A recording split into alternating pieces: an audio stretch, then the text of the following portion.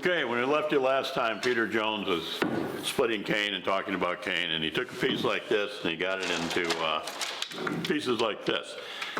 The goal today is we want to figure out how to get to pieces like this, nice squared away, even, uniform.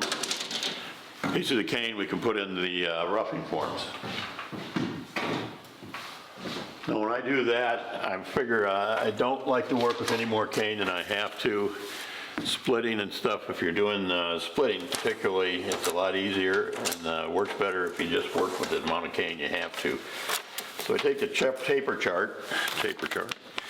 This is for a Driggs River. We're going to do a Driggs River for this project, and it's a 7'2", 86-inch rod.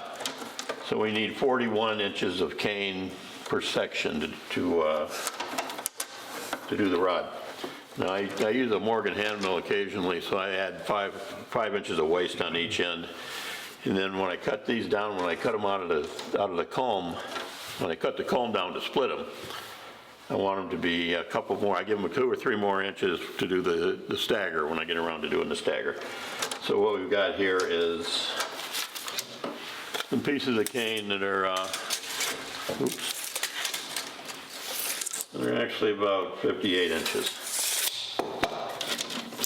So what we're going to do when we do this, we're going to get 58 inches of cane, and that would be into the comb. So we'd cut the comb down to 58 inches and then split it into pieces like this. So we want to do the node staggering. So Peter talked a little bit about node staggering last week, or last time. Basically the goal is you don't want any nodes that's adjacent to any other node. So you can do, there's 2 or 3 common ways you do node staggering. We do this as like a 2x2, 1, 2, 3, 2, 2, 2, 2. You can do a 3, where you move them up. So you got 1, 2, 3, 1, 2, 3. Or you can do a random. Random staggers are a little, or not random, but it's full stagger. Okay, full stagger is a little more challenging to get your node spacing the way you need it. So the other thing you have to take into consideration to do these things is when you have a node, it needs to be 5 inches away from the ferrule or the tip top. It's not as critical in the butt because the grip will cover most of your sins down there.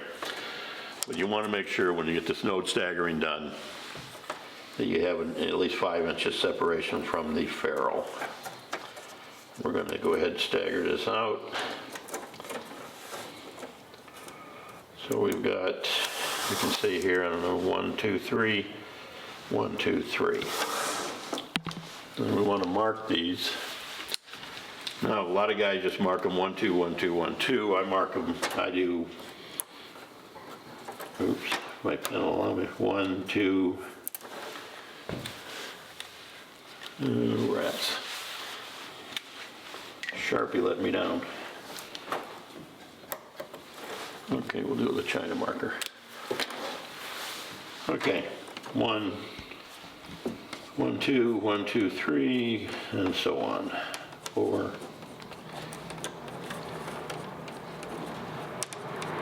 So now I've got them marked 1 through 6. And that's the way that's going to be for the remainder of the rod. 2 things that need to be uniform remainder of the rod. One is your node sequence, and the other is that you're going to work nodes for the whole rod, the whole thing. Until you're done, you're going to be fooling with nodes. Now the way I mark these is Tom Chamashevsky gave me this one some years ago. I was using a bamboo knife to mark these. But I actually etched the bamboo. And just put it in there, break the enamel a little deeper. You can see that. You do that for each of these. That way, from now until you get finished doing that, or this rod, you're always going to have that etching in there, so you don't have to worry about erasing markers or erasing Sharpie marks. You've got it in the wood, so it's there. So you would cut these off at those, and according to that node stagger, and you come up with something like this. Now these have been through the Bertram Beveler. Bertram Beveler is a handy device if you're doing, for doing rods. And he's got a device that you can do tapering, you can do some preliminary tapering, you can do rough tapering, and you can do squaring. I run these through the squaring jig. You got a little router mark in it. but that'll come out in final planing, rough planing. But you can see these are pretty uniform, squared up pieces of cane, and they are marked, as I said. Now when you get to, now that you got it, the next thing you got to do with these haven't been straightened, so get these to reduce down to this, and they're much more amenable to being straightened. So when you get straightened, you use heat. You can use a Abbott press. This is Tim Abbott come up with this device. He's from New Hope, Pennsylvania. I think Tim came up with this some years ago, and just presses and straightens through the nodes. So you use a, let me get over here, a heat gun. This particular heat gun is manufactured, it's made to do shrink wrap. So it doesn't get as hot as your Wagner, paint remover guns, because you can really do some damage with those. You can use an alcohol lamp. A lot of guys do that. I was doing a workshop with John Long one time when we used a catalytic heater, like a campground heater. So pretty much any heat source that can get the cane warm enough, or you can focus the heat on the cane and then get warm enough to turn it to get it loose. I'm going to turn this on, it's going to be noisy.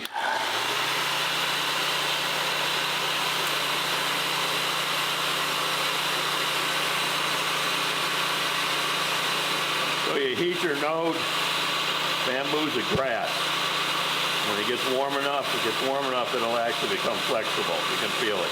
And that's how you get sets and kinks out.